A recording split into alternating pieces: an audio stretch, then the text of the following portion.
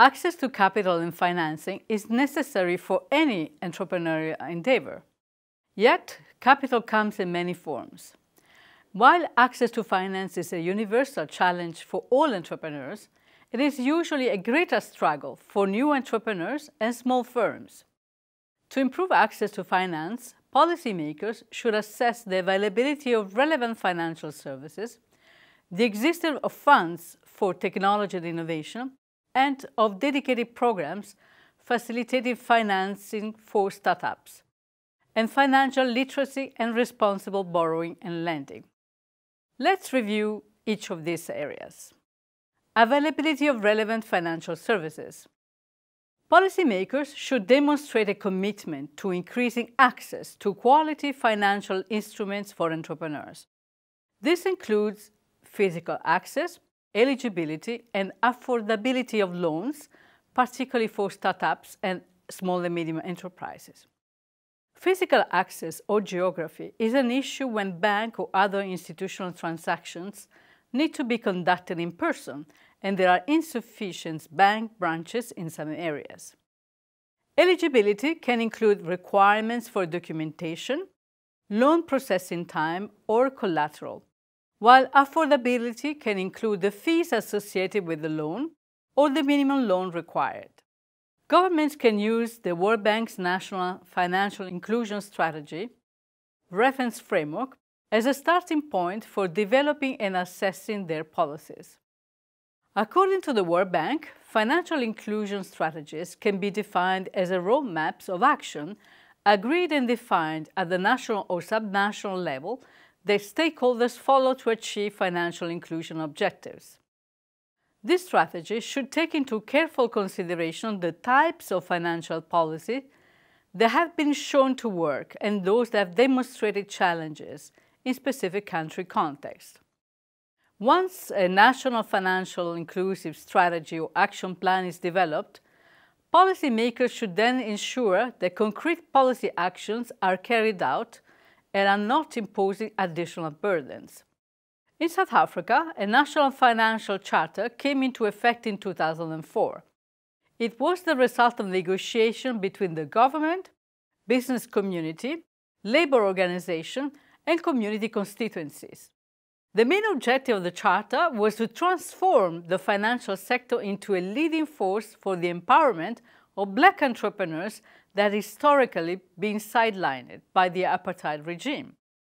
Credit guarantee schemes are another form of government intervention to ensure access to finance for entrepreneurs and small firms, and increase employment, innovation, or productivity growth.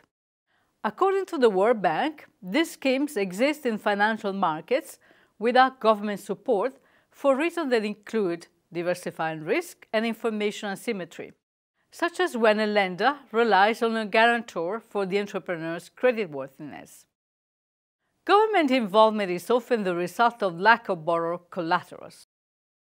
Promote funding for innovation. Entrepreneurs running innovative and high-growth companies frequently have quite distinct financing needs from the general small and medium enterprises and startup population, such as the need for risk of venture capital that does not drain resources for interest repayment during their startup and expansion phases. However, even in advanced economies, only a tiny fraction of firms are able to attract this kind of funding. Compared to other financing initiatives, venture capital funds have a limited scope, both in terms of number of firms reached and total amount of funding committed, as they focus on the relatively riskier segment of firms with the highest growth and innovation potential. Successful investments of this kind can act as a catalyst that transform industry and sectors. Examples include mobile applications and green technology, such as renewable energies, areas in which developing countries have the potential to leapfrog technology development in more advanced economies. The design of schemes aimed at mitigating the risk associated with early-stage entrepreneurs may include the encouragement of wealthy individuals prepared to provide financial support and know-how to entrepreneurs, so-called business angels. They represent an alternative to formal equity funds and normally considered small-scale investment. A business angel with the right skills can strengthen a venture by, for example, offering marketing and sales experiences. Finally, funds financed by donors or international financial institutions can provide funds for small firms, including seed and startup financing. Among the main funds, there are those operated by the International Financial Corporation, the Small Enterprise Assistance Funds of the United States, and Aureos Capital, based in the United Kingdom. Several countries have supported the early development of a venture capital industry, for instance, by giving investors incentives such as tax rebates or by partially guaranteeing investors' equity. Smaller developing countries may wish to pool resources and work beyond national borders, as venture capital firms tend to prefer cross-regional funds to country-specific funds, allowing greater access to the most promising investment opportunities. Government can also provide access to finance directly to promising entrepreneurs by setting up specialized loan facilities and/or tax incentives for innovative, high-growth firms. One innovative way of providing risk capital is in the form of loans that link repayment to revenue growth rather than a fixed interest rate, thereby sharing in both risk and profits. However, in all cases of direct public provision of funds for innovation, it is important to implement strict and transparent, preferably performance-based, non-discriminatory eligibility criteria for such funds.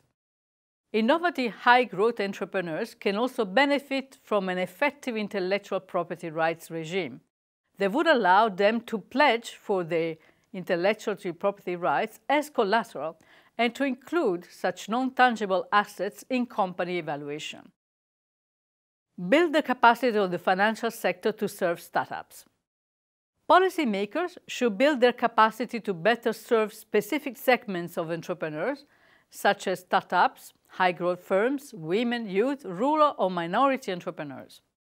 In designing support measures, they should be aware of and leverage the respective strengths and core competencies of each partner institution.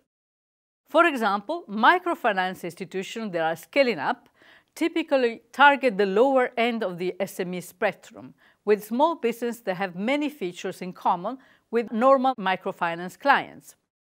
By contrast, commercial banks that are expanding lending to SMEs are generally targeting larger, medium-sized firms that require more complex financial analysis, one core competence of these institutions.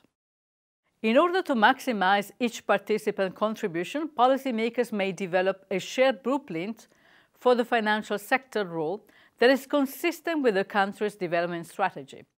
Policymakers can also take the lead in initiating public-private sector partnership involving, for example, financial service providers and local institutions such as business schools in order to target specific segments of entrepreneurs.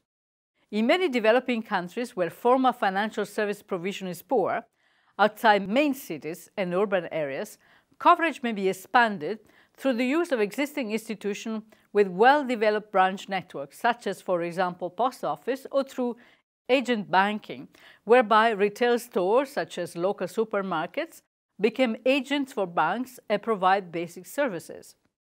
Such institutions have the advantage of already being on the ground and having considerable local knowledge. Mutual banks, post office banks, and credit cooperatives differ from microfinancial institutions in that they are usually association of members-owned or local government-owned institutions. Close interaction with local clients provides these proximity lenders with the capacity to understand and assess client risk more effectively, resulting in their ability to support categories of entrepreneurs who are routinely passed over by commercial banks, yet are too large for microfinance. Transaction accounts, often linked to the use of ATMs, are more attractive and cheaper for large part of the unbanked population. Policymakers also have a role to play in promoting the adoption of new banking technology, for example, mobile phone banking, that can overcome high transaction costs and promote financial inclusion. M-Pesa in Kenya has pioneered the delivery of financial services through the mobile network. provide financial literacy training, and encourage responsible borrowing and lending. Many entrepreneurs can benefit greatly from financial and accounting literacy training to ensure responsible borrowing and client protection. In order to reach critical mass, such programs require public funding or public-private partnership between different actors in the financial ecosystem. Financial products, especially when offered to poor and vulnerable clients such as social or microfinance entrepreneurs, require appropriate supervision and regulation to prevent unsustainable lending.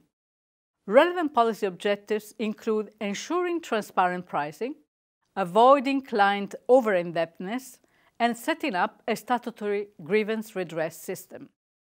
A cornerstone of most financial systems that efficiently provide access to finance to aspiring entrepreneurs is the easy availability of credit information. Many developing country entrepreneurs find it difficult to obtain credit simply because they have never previously had access to financial services and have had not opportunity to build reputational collateral by way of a proven repayment history. In contexts where information on defaults is not currently available, a useful first step is for policymakers to encourage sharing of information on positive repayment histories among existing institutions. Policymakers may require that private credit bureau and public credit registry coverage extends to the repayment records of microfinance institutions to also allow micro-entrepreneurs to build their credit history. This can also be facilitated by the adoption of new banking technologies.